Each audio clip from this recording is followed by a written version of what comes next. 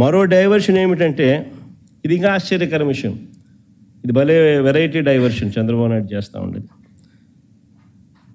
ఇకపై లిక్కర్ అమ్మేటప్పుడు QR code scan చేయాలంటూ రాష్ట్ర ప్రభుత్వం జారీ చేసిన ఉత్తర్వులు.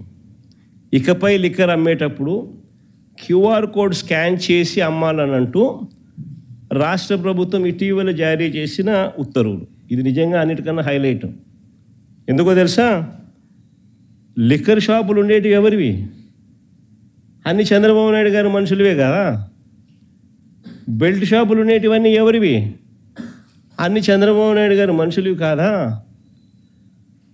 ఇల్లీగల్ పర్మిట్ రూముల్లో లూజ్గా పెగ్గులు చొప్పున లిక్కర్ అమ్మేది ఎవరు?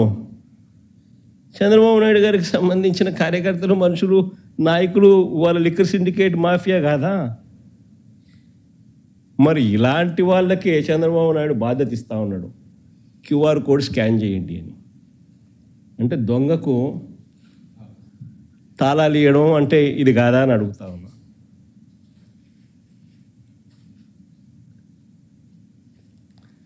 అసలు ప్రభుత్వం అమ్మే మద్యంలో 40% బెల్ట్ షాపుల ద్వారా అమ్ముతారు.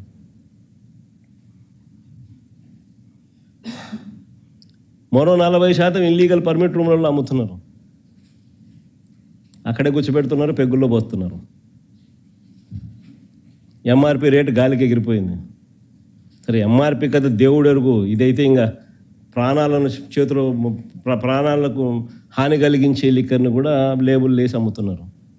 ఏం తాగుతున్నారో 3వ రౌండ్ 4వ రౌండ్కి వచ్చేసరికి 5వ రౌండ్లో ఏం పడుతుందో కూడా తెలియదు.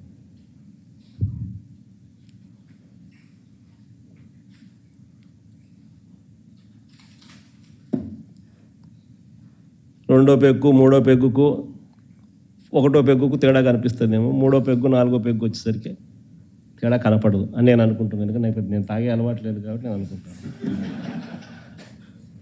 నేను అనుకుంటాను.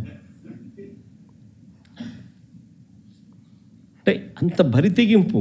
అంటే ఎవరినైనా కూడా మనం 3వ రౌండ్ దాటితే ఎవడైనా కానీ ఏం గుర్తుపడతాడులే, పోయడమే కదా, పోసేయడమే కదా, పెగ్గులే కదా అని పెగ్గుల్లో పోసేయడమే కదా అని చెప్పి ఇల్లీగల్ పర్మిట్ రూమ్లో పెగ్గుల్లో పోస్తున్నారు.